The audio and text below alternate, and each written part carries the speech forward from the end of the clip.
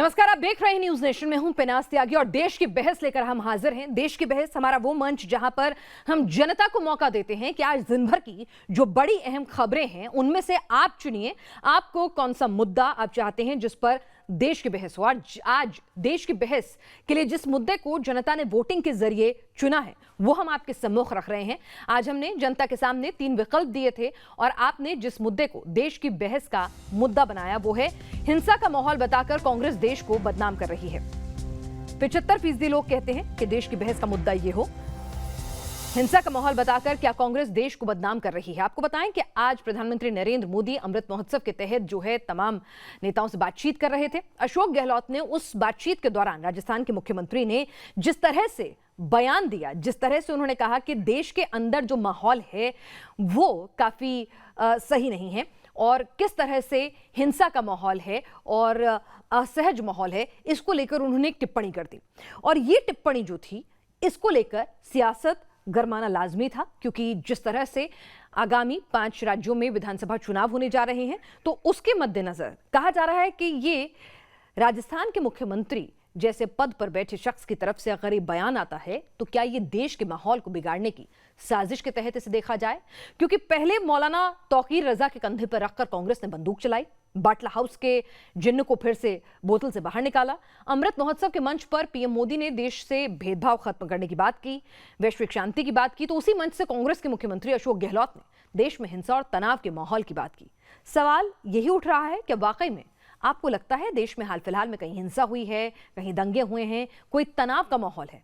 आप एक आम जनता हैं, आप बताइए। या फिर सियासी फायदे के लिए कभी शहादत का अपमान होता है, कभी हिंदुओं को मारने काटने की बात होती है, तो कभी ये हिंसा और तनाव का माहौल है, ऐसे बयान दिए जाते हैं।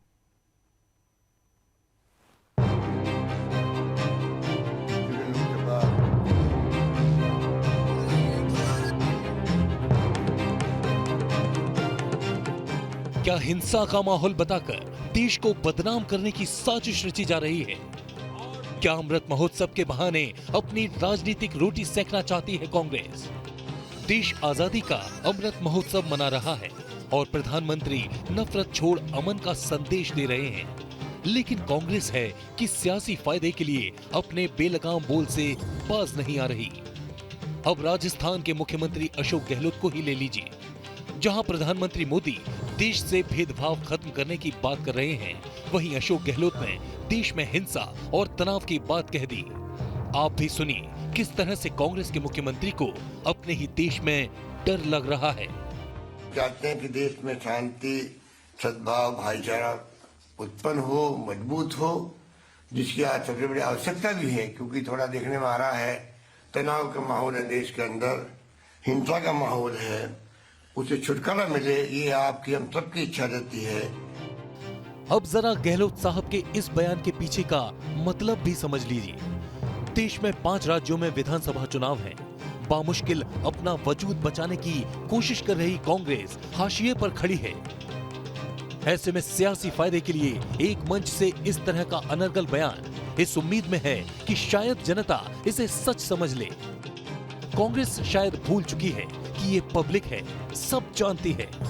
बेशक कांग्रेसी नेता इसे सियासी साजिश ना कहें, लेकिन हाल ही में भड़काऊ भाईजान के साथ कांग्रेस की गलबहियां जनता देख चुकी है।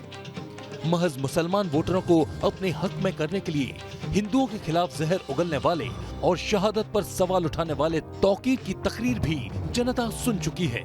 और उसी तौकीर से कांग्रेस के क्या संबंध हैं, बताने की जरूरत नहीं। अब जरा जमीनी हकीकत का जिक्र करें तो इक्का दुक्की घटनाओं को छोड़ दें तो ये श्रेय खुद कांग्रेस भी मोदी सरकार से नहीं छीन सकती कि मोदी राज में देश दंगे की आंच से महफूज रहा है। फिर जिस अमृत महोत्सव कार्यक्रम को पूरी दुनिया में देखा जा रहा था, उसी मंच से दुनिया को हिंदुस्तान के हालात के बारे में झूठी दलील क्यों? हालांकि पीएम मोदी ने अपने ही अंदाज में कांग्रेस के मुख्यमंत्री के बयान का जवाब दे दिया। आप सभी इस बात के साक्षी रहे हैं कि भारत की छवि को धूमिल करने के लिए किस तरह अलग अलग प्रयास चलते रहे हैं। हम ये कहकर पल्ला नहीं झाड़ सकते कि ये सिर्फ राजनीति है। ये राजनीति नहीं है, ये हमारे देश का सवाल है। हम एक ऐसी व्यवस्था बना रहे हैं जिसमें भेदभाव की कोई जगह न हो। एक ऐसा समाज बना रहे हैं जो समानता और सामाजिक न्याय की बुनियाद पर मजबूती से खड़ा हो। आजादी के अमृत महोत्सव की तैयारी की शुरुआत से ही कांग्रेस इसके जरिए अपने राजनीतिक हित साधने की कोशिश में लगी है। पहले अमृत महोत्सव के पोस्टर में देश के पहले प्रधानमंत्री जवाहरलाल नेहरू की तस्वीर नहीं होने पर राहुल गांधी समेत कांग्रेस के तमाम दिग्गजों ने सवाल उठाए। और अब अमृत महोत्सव कार्यक्रम के पहले ही दिन राजस्थान के मुख्यमंत्री अशोक गहलोत ने हिंसा और तनाव के माहौल की बात कर देश को बदनाम करने की कोशिश की है। ऐसे में बीजेपी की तरफ से मुकम्मल जवाब तो बनता है। उनके प्रदेश में किस प्रकार पिछड़ी जाति के अनुसार किस प्रकार अत्याचार होते हैं, किस प्रकार के महिलाओं के साथ अत्याचार होते हैं, परंतु अफसोस है कि इतने पावन कार्यक्रम में भी वो राजनीति करते हैं, देश की छवि खराब करने के लिए इस प्रकार की बात करते हैं। जो लोग आवाज उठाने की बातें करते हैं उनके खिलाफ सोशल मीडिया पे कैंपेन चलाया जाता है, उनके खिलाफ भी हिंसात्मक बातें की जाती हैं। तो ये तो माहौल है इस समय देश का। आज देश की बहस में बात करेंगे कि क्या वाकई देश में हिंसा और तनाव का माहौल है या फिर हिंसा का माहौल बताकर कांग्रेस देश को बदनाम करने की साजिश रच रही है।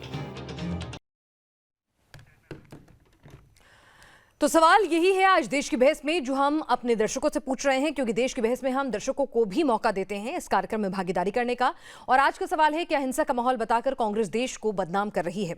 आप हाँ या नहीं में इसका जवाब दे सकते हैं। जवाब देने के लिए आप हमारी वेबसाइट www.newsnationtv.com पर जाएं।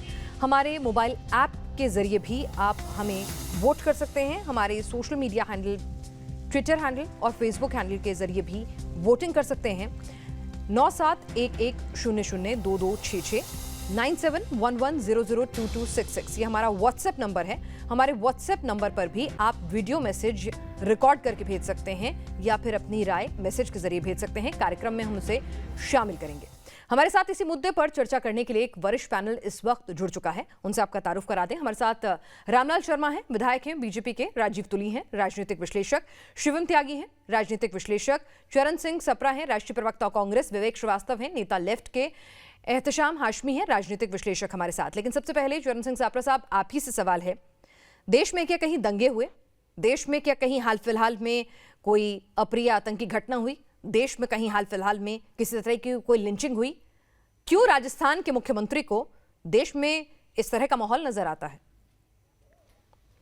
देखिए पेनाज जी, जो पिछले 7 वर्षों में जिस तरह से हम देश की राजनीति को देख रहे हैं कि लोकतंत्र के अंदर विचार विमर्श, मतभेद ये होते हैं, और मतभेद अगर होते हैं यानी जिसको इंग्लिश में डिसेंट कहते हैं, कोई भी व्यक्ति चाहे वो पत्रकार है, सोशल एक्टिविस्ट है या कोई राजनेता है, वो अगर डिसेंट अपना बताता है या मतभेद बताता है तो उसके ऊपर कार्रवाई शुरू हो जाती है, या तो एफआईआर हो जाता है, या जो भारतीय जनता पार्टी के अग्रिम संगठन है, ईडी है, आईटी है, सीबीआई है, ये उसके पीछे लग जाते हैं। आपने ये भी देखा होगा कि जब भी जिस राज्य में चुनाव होते हैं उस राज्य के अंदर भारतीय जनता पार्टी के जो विपक्षी पार्टियां हैं उनके नेताओं के ऊपर जरूर सीबीआई की, ईडी की कार्रवाई होती है।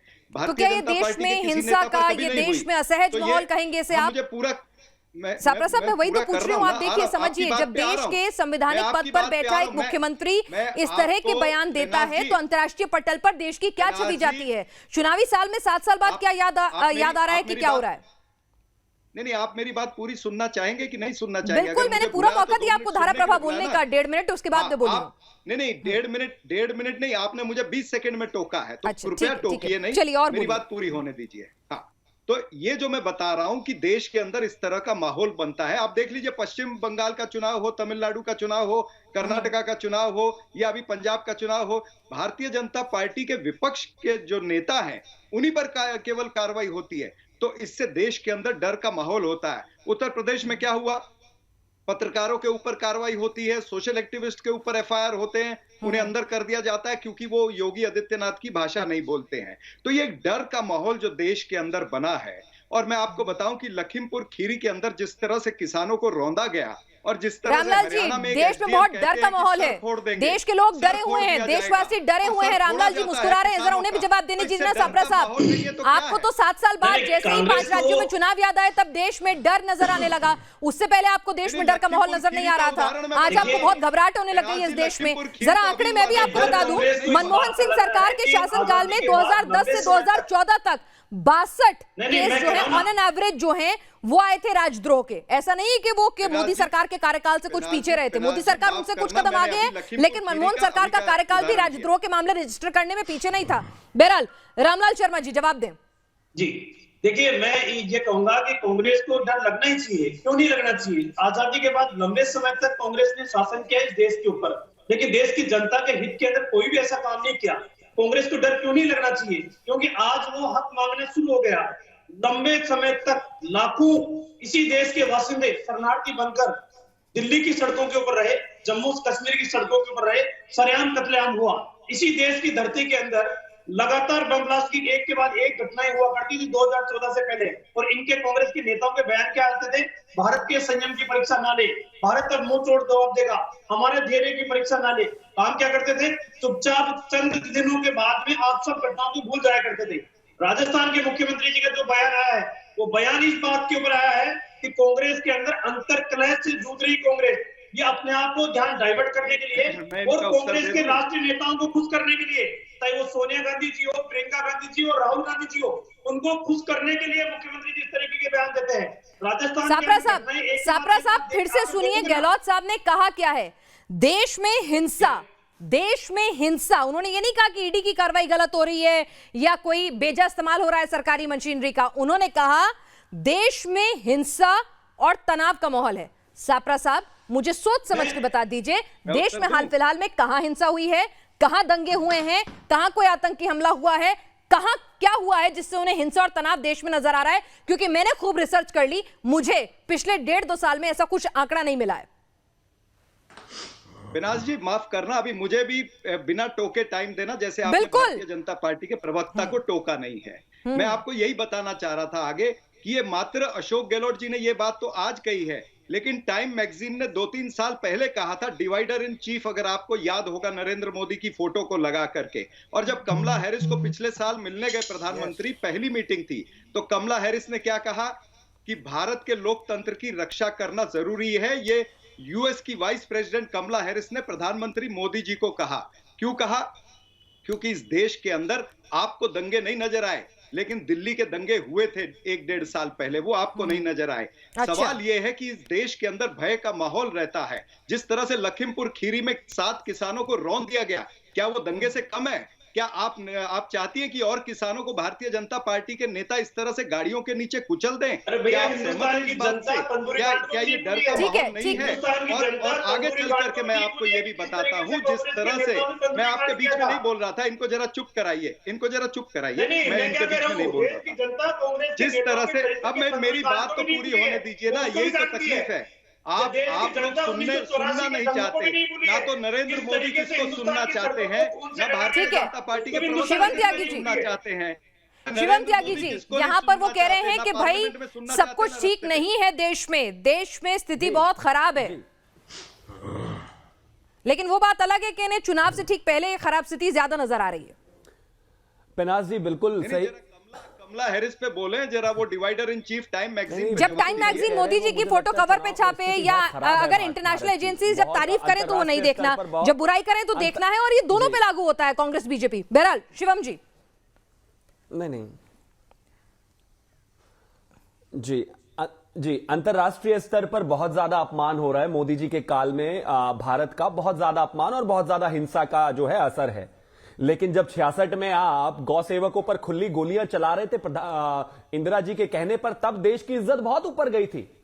84 में जब सिखों का गला काटा जा रहा था, बहुत इज्जत देश की ऊपर गई थी। जब पूरे देश को आज राजद्रोह के केसेस पर बात हो रही है कि साल में 62 और साल में 73 लगते हैं, एक जमाने में पूरे देश को जेल बना दिया था इन्होंने, तब इज्जत बहुत ऊपर गई थी देश की।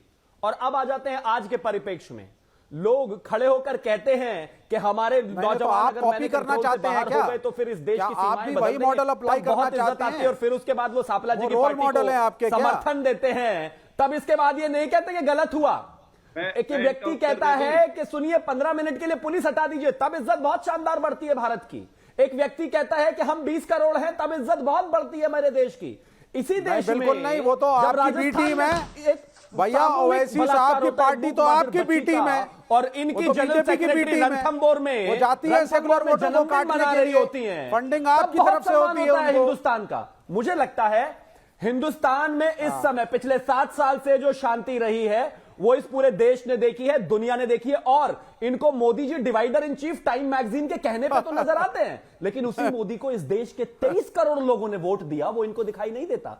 उसी मोदी ने जाति धर्म संप्रदाय तोड़कर उत्तर प्रदेश में प्रचंड सीटें लेकर आए, वो इनको दिखाई नहीं देता। 14 में इनको हराया, 17 में इनको शून्य कर दिया, 19 में शून्य है। एहताश हाशमी, अगर जनता बार बार भरोसा दिखा रही है एक पार्टी पर, एक शख्स पर, तो जाहिर सी बात है देश में हिंसा और तनाव का माहौल नहीं होगा, तभी तो जनता चुन रही है ना।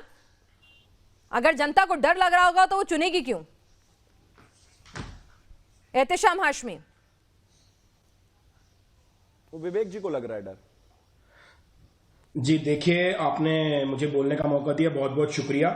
सबसे पहले तो मैं आपको ये बताना चाहता हूं कि जब से बीजेपी की सरकार आई है, दिशा रवि को डर लग रहा है, 18 बड़े आतंकवादी हमले हिंदुस्तान पे हो चुके हैं, जिसमें से सबसे बड़ा हमला जो था वो पुलवामा का था, जिसमें 40 सीआरपीएफ जवान शहीद हो चुके थे। और आपकी जो इनकॉम्पिटेंट बीजेपी की सरकार है, आज तक वो उस मामले में इन्वेस्टिगेशन नहीं कर पाई, ना ही उन अपराधियों को पकड़ पाई जिन्होंने हमारे 40 जवानों को गोली मारी थी। और मैं आपको एक चीज बताना चाहता हूं कि मोदी जी ने बोला कि डिमोनेटाइजेशन करना पड़ेगा और ब्लैक मनी खत्म होगा, उससे टेररिज्म रुकेगा। लेकिन जब भी चुनाव आते हैं तब मोदी जी की सीट बचाने बाहर से आतंकवादी हिंदुस्तान में आ जाता है। और इंटरनल सिक्योरिटी की बात करना, एक जो सच्चा हिंदुस्तानी वही इंटरनल सिक्योरिटी की बात कर सकता है, जैसे कि अशोक गहलोत साहब ने करी। आज आप देखिए सीबीसीआईडी, सीआईडी या ईडी या बीएसएफ या इंडियन आर्मी, ये भी तो इंटरनल सिक्योरिटी के लिए काम कर रही हैं। आज भारत में जो माइनॉरिटीज के साथ, आपको देश में हिंसा नजर आती है, जो ओबीसी के साथ जो एहतेशाम हाशमी, मैं आपसे पूछना चाहती हूँ, आपने कहा ना कि गहलोत जी ने बहुत अच्छी बात की, तो मैं आपसे पूछना चाहती हूँ, आपको देश में क्या हिंसा, देश में तनाव और देश में डर नजर आता है? आपको देश में डर लगता है? बिल्कुल, मुझे देश में डर नजर आता है, क्योंकि आप मुझे बस 2 मिनट और दीजिएगा। मोदी जी इतने ज्यादा प्रेशर में हैं इंटरनल सिक्योरिटी की वजह से कि वो कुछ का कुछ बोलते रहते हैं। अभी हाल ही में ही मोदी जी ने टेलीप्रॉम्प्टर को दोष टेलीप्रॉम्प्टर पे मर दिया, और उससे आपको डर लगने लगा? मोदी जी ने क्या बोला, उससे वो उनकी जबान फिसली नहीं फिसली, वो ढंग से बोल पाए कि नहीं, उससे आप डर गए एहतेशाम हाशमी?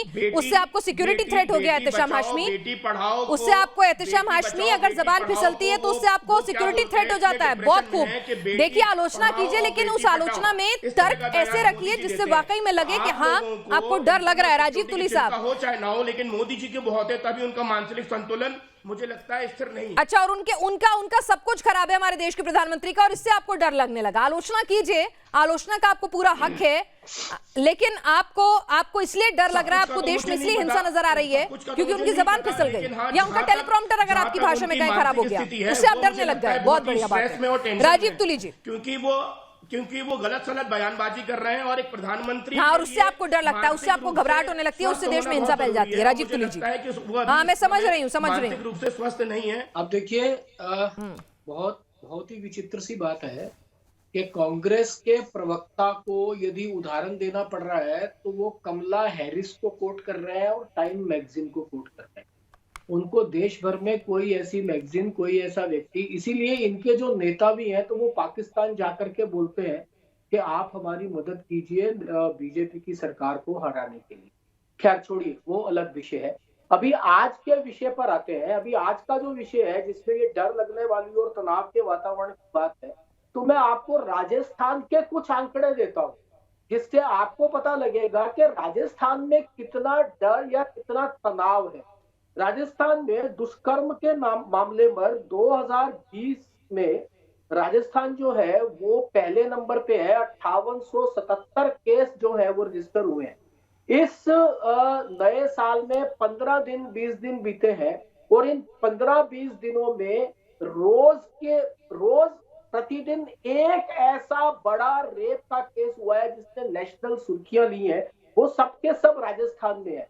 यदि आप थोड़ा और पीछे जाएंगे तो राजस्थान में पुलिस जो रक्षक है वही कैसे भक्षक है आपको वो भी दिखेगा। देखिए 1 दिसंबर में उदयपुर की एक पुलिस चौकी में ही महिला का रेप हो जाता है और पुलिस वाले ये आदिवासी महिला का रेप कर देते हैं। 2 दिसंबर को कोटा में एक डीएसपी जो है वो एक सरपंच के साथ मिलकर अपनी कांस्टेबल का ही रेप करने का प्रयास करते हैं। ये राजस्थान की स्थिति है। आप कहेंगे तो विवेक जी, राजस्थान के मुख्यमंत्री जो रेप में नंबर 1 है, महिलाओं के खिलाफ अपराध में नंबर 1 हो रहा है, जो स्टेट जहां पर पेंडिंग केसेस की तादाद सबसे ज्यादा है दूसरे मुल्कों दूसरे हिस्सों से, तो ऐसे में किस मुंह से वो देश में तनाव और हिंसा की बात कर रहे हैं? वो अशोक गहलोत जी पर हो रहा है और अशोक गहलोत जी उसको उठा करके पूरे देश पर एक्स्ट्रापोलेट करके उसको उसमें एक बड़ी जो मुख्यमंत्रियों की बैठक है उसमें बात कर लेते हैं थोड़े दिन पहले तक। अच्छा, और इसी प्रकार के लोग हैं जो ये चाहते हैं कि देश का जो अल्पसंख्यक समाज है वो उगालते हुए रहे, वो डरा रहे और डर के कारण से कहीं भानुमति ने कुनबा जोड़ा।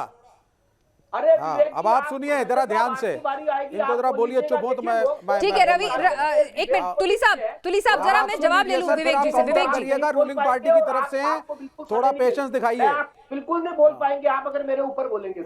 राजीव तुली जी 1 मिनट अब उनको बोलने दीजिए। आप बोल लिए हैं, आपने अपने पूरे आंकड़े रख दिए हैं, अब जरा विवेक जी से उनका जवाब ले लें। विवेक जी, मेरा आप शिष्ट व्यक्ति हैं, आपको शोभा नहीं देता ये, और नहीं है शिष्ट तो आप बोलिए, मुझे कोई आपत्ति नहीं है। ठीक है राजीव जी, अब सुन लीजिए विवेक जी को भी। अरे सुन लो भाई जी, आप बहुत बोल लिए, अब सुनिए। अब आप पहली चीज तो यह है कि रूलिंग पार्टी के प्रवक्ता के अंदर धैर्य ऑपोजिशन पार्टी के प्रवक्ता से ज्यादा होना चाहिए, क्योंकि सत्ता में आप हैं तो सुनना सीखिए। दूसरी बात, अब आप आ जाइए। Honourable prime minister of India जब गुजरात के मुख्यमंत्री थे तो 10 साल के लिए यूनाइटेड स्टेट्स का visa honourable chief minister of Gujarat Narendra Modi ji को नहीं मिला था, और पूरे विश्व के अंदर हमारी खिल्ली उड़ी थी गुजरात के दंगों की वजह से। पहली चीज, अटल बिहारी वाजपेयी जो भारतीय जनता पार्टी के प्रधानमंत्री थे, इन्हीं के पार्टी ने, उन्होंने कहा था राजधर्म निभाना चाहिए एक मुख्यमंत्री को। यहां से मैं बात की शुरुआत करूंगा। अब आप मेरे से जो बात कर रही थी, आप ये बताइए, जंतर मंतर पे जब नारे लगते हैं कि मुल्ले काटे जाएंगे तब राम राम चिल्लाएंगे, उसके बाद हरिद्वार के अंदर, ऋषिकेश के अंदर यहाँ धर्म सांसद लगती है जहां पे मुसलमानों की ओपन जीनोसाइड की कॉल दी जाती है, और इस जीनोसाइड की कॉल को हिंदूवादी संगठन आरएसएस और बीजेपी का कैडर समर्थन देता है। तो इस देश के अंदर असुरक्षा है, माइनॉरिटीज के लिए और सेक्युलर पार्टी के लोगों के लिए असुरक्षा है। हिंदू राष्ट्र के कंसेप्ट को इंप्लीमेंट करने के चक्कर में कभी आप सीए एनआरसी लाते हैं, कभी आप धर्म सांसद बनाते हैं, कभी आप मुसलमानों के जीनोसाइड की कॉल देते हैं, कभी आप मॉब लिंचिंग करवाते हैं। देश में अघोषित आपातकाल है, ये है।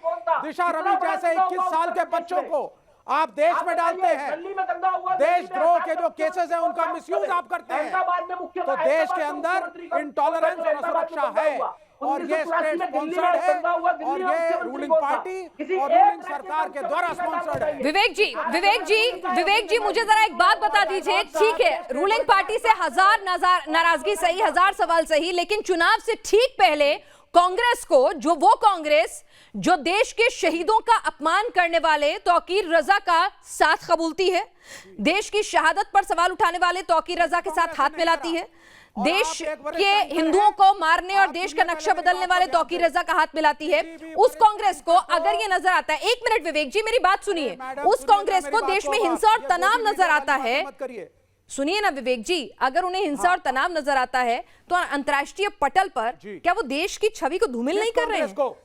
किस कांग्रेस को? वही तो मैं पूछ रही हूँ सर। 10 साल वीजा नहीं मिला नरेंद्र मोदी को दंगे कराने की वजह से और मुसलमानों को कटवाने की वजह से, तब नहीं मुंह काला हुआ देश का।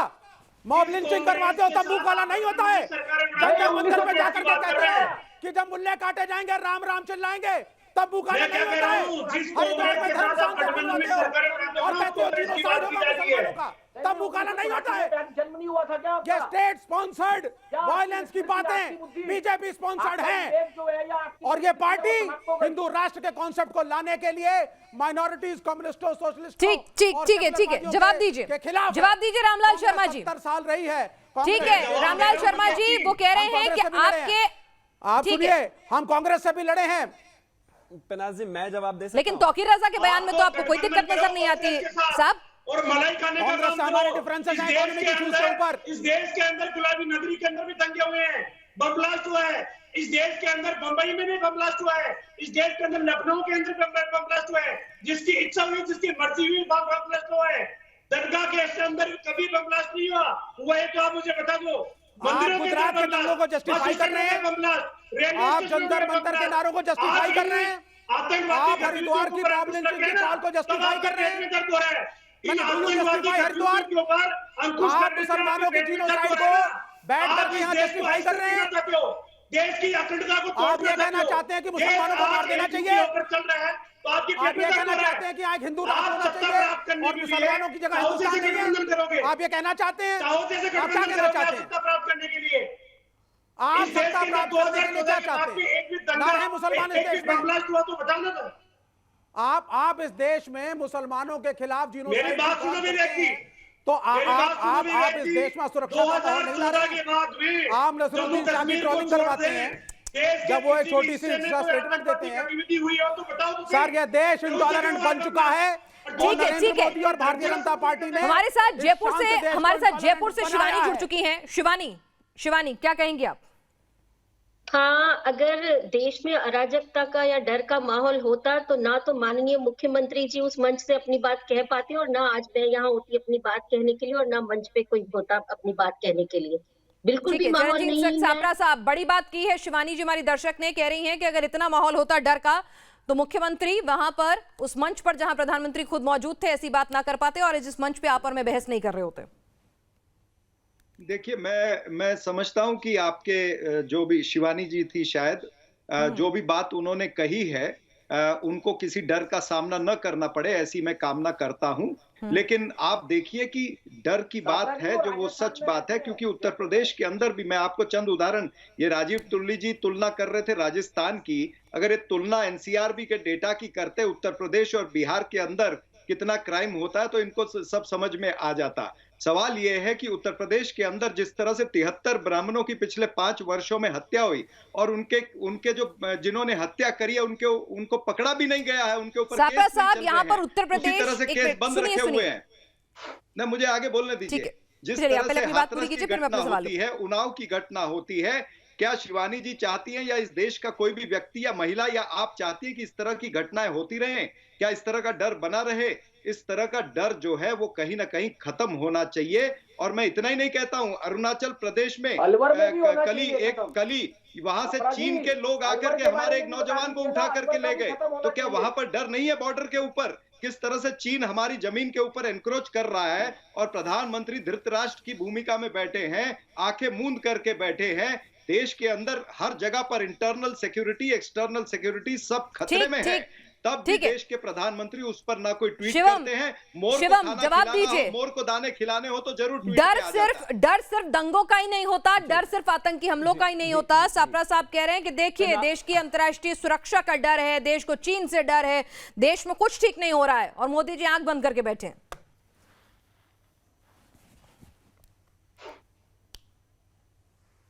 पिनाज जी बिल्कुल सही कह रहे हैं। नेहरू जी के समय में जब 54,000 स्क्वायर किलोमीटर जमीन दे दी थी इन्होंने, तब तो डर था ही नहीं, क्योंकि लड़ना तो था ही नहीं ना इनको। आज की बात अभी कुछ दिनों पहले डर तो था ही नहीं जब 26/11 हुआ था और चुपचाप बैठ गए थे। जब सेना ने, वायुसेना ने आपसे परमिशन मांगी थी कि हम हाँ, आज की बात सुनिए, आज की बात सुनिए। अगर आज पाकिस्तान इस देश के खिलाफ आंख उठाता है तो उसको जवाब मिलता है, उसको सर्जिकल स्ट्राइक, एयर स्ट्राइक की जाती है। आज अगर गलवान घाटी में चाइना अपनी आंख दिखाता है तो मेरे देश की सेना सामने खड़ी होती है, आपकी तरह चुप नहीं बैठ जाती है। आज भारतीय जनता पार्टी के अगर नेता है तो वो जाकर पाकिस्तान में ये नहीं कहते कि नरेंद्र मोदी जी को हटाइए। अगर आज इस तरह के कांड हो रहे हैं देश के अंदर, जाकर रोजाना कहते हैं मोदी जी को हटाइए, मोदी जी को हटाइए, कभी उनसे पूछा है और आपको अनइंटरप्टेड बोलना होता है और दूसरे के बीच में ऐसे ही आप कूद जाते हैं। आप मुझे बताइए ना, अभी कुछ दिनों पहले जो एजेंडा चलाया था चाइना ने, उसमें भी आपके नेताजी ने समर्थन दे दिया। जो झंडा फहराते हुए दिखाए थे, जब भारतीय फौज ने उसका खंडन किया तब आप चुप हो गए। ये प्रोपेगेंडा क्यों फैलाते हैं भाई? ग्लोबल टाइम्स के आप ग्लोबल टाइम्स क्या? सापरा साहब आपको देश में, सुनिए सापरा साहब, आपको देश में बहुत डर लग रहा है। सुनिए ना सापरा साहब, अब जरा मेरी बात का जवाब दे दीजिए। आपको देश में बहुत डर लग रहा है, बहुत तनाव है इस देश में, बहुत हिंसा हो रही है इस देश में। तौकीर रजा जो कहता है कि हिंदुओं को सर छुपाने के लिए जगह नहीं मिलेगी, तौकीर रजा जो कहता है कि अगर उसके लड़के बेकाबू हुए तो हिंदुस्तान का नक्शा बदल जाएगा, तौकीर रजा जो कहता है कि पुलिस वालों ने अपने ही इंस्पेक्टर का मर्डर कर दिया, शहादत का मखौल उड़ाता है, बाटला हाउस पर सवाल उठाता है, जिसे आपकी ही पार्टी ने बिल्कुल क्लीन चिट दी थी कि कोई दूसरी जांच की जरूरत नहीं है, तत्कालीन गृह मंत्री पी चिदम्बरम ने, ठीक है। उस तौकीर रजा का हाथ आप थामते हैं, वोट बैंक के लिए उसका साथ कबूल करते हैं, वहां कोई तनाव, कोई डर नहीं है, वो तो पाक साफ शांति दूत है। पेनाज जी, मुझे बताइए कि तौकीर रजा ने अगर गलती की है, हेट स्पीच करी है, तो भारतीय जनता पार्टी की सरकार है, माननीय योगी आदित्यनाथ, जो अपने आप को बहुत उपयोगी, अरे भाई ये तो धृतराष्ट्र ने आपने पहले ही घोषित कर दिया ना, ये तो बहुत बुरे हैं, बहुत खराब है, आप तो बहुत अच्छे हैं ना, तो प्रियंका गांधी इतनी अच्छी है तो उनके साथ भैया क्यों कर रही है, उनके साथ फोटो क्यों खिंचवा रही है, उनका समर्थन क्यों ले रही है, ये तो बेकार है, आपने कह ही दिया। बीजेपी वाले तो किसी काम के नहीं, कांग्रेस तो हर काम की है ना, तो कांग्रेस क्यों ऐसे लोगों को जो मारने काटने हिंसा फैलाने की बात करते हैं उनके साथ खड़ी है? मुख्यमंत्री उसके ऊपर एक्शन नहीं ले सकता, कमजोर मुख्यमंत्री है क्या वो? कह दीजिए। और प्रियंका गांधी कमजोर है, राहुल गांधी कमजोर है, सोनिया गांधी कमजोर है। आप ये कह दीजिए कि कमजोर है, उसको उन्होंने। अरे हम आपसे कह रहे हैं, आप तो कह रहे हैं ना वो तो बहुत खराब है, वो एक्शन नहीं ले रहे, लेकिन आप लोग क्यों ऐसे आदमी का साथ ले रहे हैं जो बाटला हाउस एनकाउंटर के शहीद का अपमान कर रहा हो, जो शहादत पर सवाल उठा रहा हो, जो खाकी पर सवाल उठा रहा हो? के खिलाफ इस सरकार ने क्यों नहीं कार्रवाई की, और हरिद्वार और रायपुर के लोगों पर कार्रवाई नहीं होनी चाहिए क्या? इसका हुई है कार्रवाई, शायद आपको पता नहीं है, न्यायिक हिरासत में भेज दिया गया है। कांग्रेस भारत तेरे टुकड़े होंगे इंशाल्लाह के साथ है, आसाम में बदरुद्दीन अजमल के साथ है, ये सभी ऐसे हैं, केरला में मुस्लिम लीग के साथ है, ये इनका यही हाल है। जो इस देश के खिलाफ बात करेगा कांग्रेस उसको पार्टी में ज्वाइन करा लेगी भाई, उसको एकदम सर्टिफिकेट देगी, चुनाव लड़ाएगी, जितवाएगी। तो ये कहा कि जब किसी ने गलती की है तब उसको भुगतना पड़ा है। अगर कांग्रेस ने आज की भी बात कर लीजिए आप, आज चाइना के स्पोक्स पर्सन बने बैठे हैं आप। ग्लोबल टाइम्स किसी बात को बाद में कहता है, पहले राहुल गांधी उसको ट्वीट कर देते हैं आकर, कमाल की बात हो जाती है। अरे देश की एजेंसीज पर भरोसा नहीं है, देश के मीडिया पर भरोसा नहीं है, देश की सेना पर भरोसा नहीं है, देश के कोर्ट पर भरोसा नहीं है, देश की सीबीआई पर भरोसा नहीं है, देश की ईडी पर भरोसा नहीं है, राज्यों की पुलिस पर भरोसा नहीं है। आपको भरोसा किस पे है? चाइना के अखबार पर? अरे मुझे अखबार ही पढ़ना है तो मैं अपने देश का पढ़ूंगा ना, मुझे मीडिया ही देखनी है, मैं अपने देश को देखूंगा, मुझे चाइना से क्या लेना देना? आपको बड़ी मोहब्बत है चाइना वालों से। चरण सिंह सापला साहब, राहुल गांधी को चाइना से बहुत प्यार है। सापला जी, राहुल गांधी को चाइना से बहुत प्यार है, उनकी कई मुलाकातों का जिक्र भी होता है। दोगले लोग हैं ये, इनको कहिए कि उत्तर दे कि भारतीय जनता पार्टी के नेता से कॉन्ट्रैक्ट किया हुआ है ना, कम्युनिस्ट पार्टी से कॉन्ट्रैक्ट किया हुआ है, के नेता वहां पर जाकर के कम्युनिस्ट पार्टी से कॉन्ट्रैक्ट किया है ना पिनाज जी 2007 में। अब उनको जो टर्म एंड कंडीशन साइन की हैं, उनके प्रति जो इनकी वफादारी है उसको तो दिखाना है, उनका एजेंडा तो चलाना है। नाना जी जमीन देकर चले गए, बेटा जी अब उनके जो देवते हैं वो उसको प्रोपेगेंडा। चलिए सापरा साहब हमारे साथ एक और मेहमान जुड़े हैं, शलमणि त्रिपाठी हैं, सीएम योगी के सूचना सलाहकार हैं। शलमणि त्रिपाठी जी, सापरा साहब कह रहे हैं जी वाकई में देश में तनाव का माहौल है, हिंसा है, और देश में जिस तरह से अपराध बढ़ रहा है, चाइना हमारी जमीन पर कब्जा कर रहा है, आतंकी घटनाएं हो रही हैं, देश में सब ठीक नहीं है, डरे हुए हैं सापरा साहब बहुत ज्यादा। देखिए, दो बातें मैं कहूंगा। कुछ लोग तो ऐसा लगता है कि चाइना के प्रवक्ता बनकर यहां पर बैठे हुए हैं।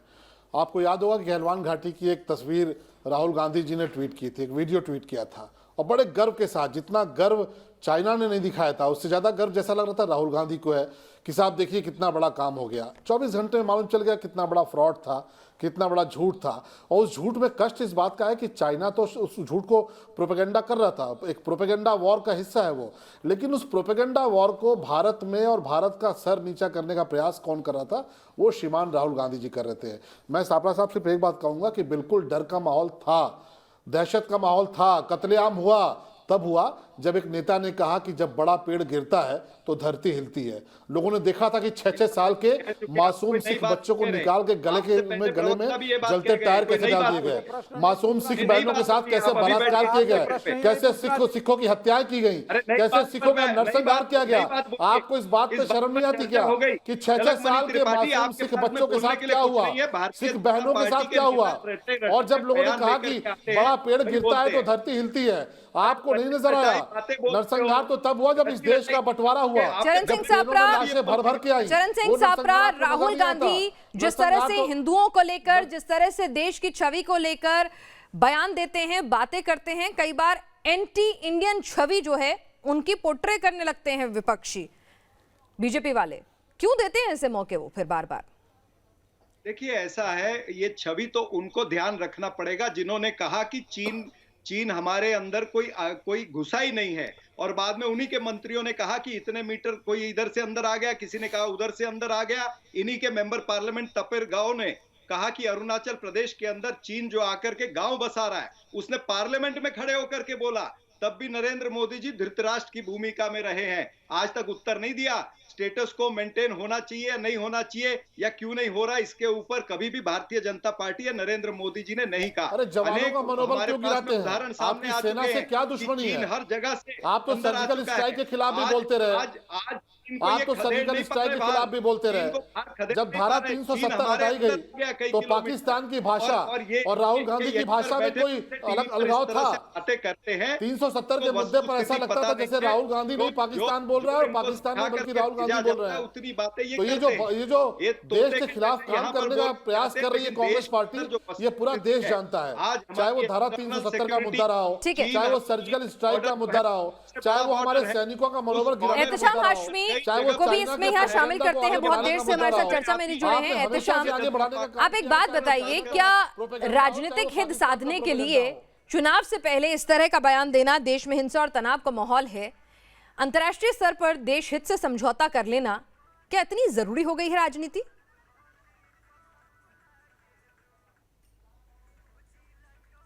एहतेशाम साहब,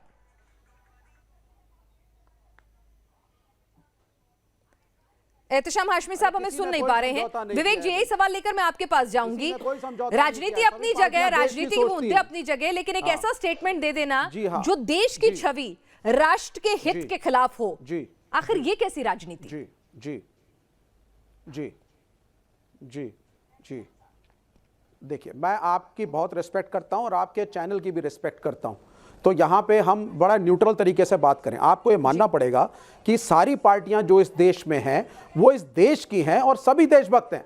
ये एक तरीके से ऑपोजिशन पार्टीज को लेबल कर लेना कि ये सारे एंटी नेशनल हो गए साहब, ये सारे लेफ्ट पार्टी वाले चाइना के चमचे हो गए, कांग्रेस वाले चाइना के प्रो हो गए, ये सारा एक गलत नैरेटिव है।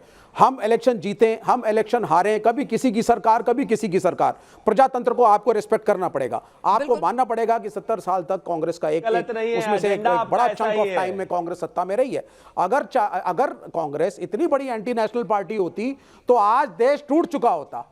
सभी लोग देश के हैं, देश की सोचते हैं। तो ये भाई साहब चाइना के साथ एग्रीमेंट हो गया तो चाइना से पैसा आ गया तो चाइना देश तोड़ेगा तो कांग्रेस भी आएगा तो कम्युनिस्ट भी आएगा, ये सब नैरेटिव कृपा करके आप बंद करिए। मेन बात ये है, एक हिंदू राष्ट्र के नैरेटिव को प्रमोट करने के लिए भारतीय जनता पार्टी जो हमारा सेकुलर कॉन्स्टिट्यूशन और संविधान है उसके खिलाफ बहुत सी चीजें करने की कोशिश कर रही है। यह इस देश के लिए एक थ्रेट है। हमें किसी पार्टी से कोई प्रॉब्लम नहीं है अगर वो कॉन्स्टिट्यूशन के हिसाब से चुनाव लड़े, उसी एजेंडे पे चले, हिंदू मुसलमानवाद ना करे। दोनों जो पंथ हैं, दोनों जो धर्म हैं, लेकिन विवेक मौजूदा हालात में आपको देश में हिंसा नजर आ रही है। Not an anti national party. Nobody is anti-national and nobody is here to provide the certification of national or anti-national. All I'm asking is कि आपको देश में मौजूदा वक्त में हिंसा, तनाव नजर आ रहा है? जी विवेक, मैं भी चाहूंगी कि आप रैशनल होकर बात करें। अगर आप वाकई में चाहते हैं कि अगर ठीक है तो मैं भी आपसे कहूंगी कि न्यूट्रल होकर, हिंदुस्तानी होकर सोच कर देखिए कि ये बता दीजिए कि मौजूदा वक्त में क्या देश में हिंसा और तनाव है? कहां हिंसा हुई है? जी, मैं सिर्फ 30 सेकंड से बोलूंगा जी। नहीं बिल्कुल। सबसे पहली चीज ये, यहाँ शिवम भी बैठे हैं, बाकी लोग भी बैठे हैं, एक हम्बल रिक्वेस्ट है, आप रूलिंग पार्टी के प्रवक्ता हैं, आऊंगी मैं शिवम जी आपके पास भी, अभी तुली साहब के पास जाऊंगी, उसके बाद आपके पास आऊंगी। Learn to justify your own government in 2022।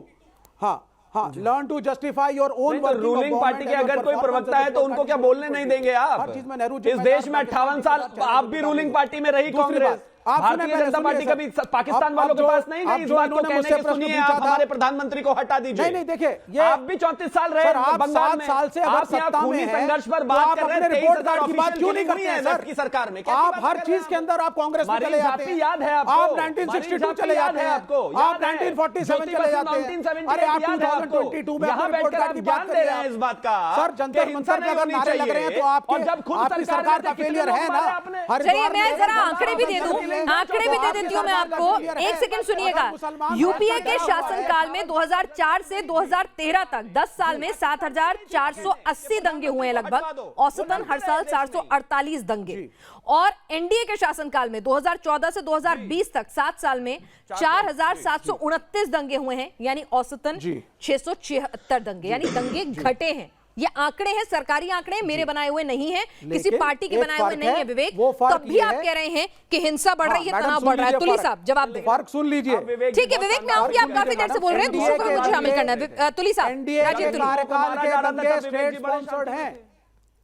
Rajiv तुली, ये एनडीए के समय के दंगे स्टेट स्पॉन्सर्ड हैं। एक सेकंड विवेक, आप बहुत देर से बोल रहे हैं, जरा राजीव तुली को भी बोलने दीजिए। विषय पर क्या बोलते हैं वो मेरे लिए सुनना बहुत महत्वपूर्ण था।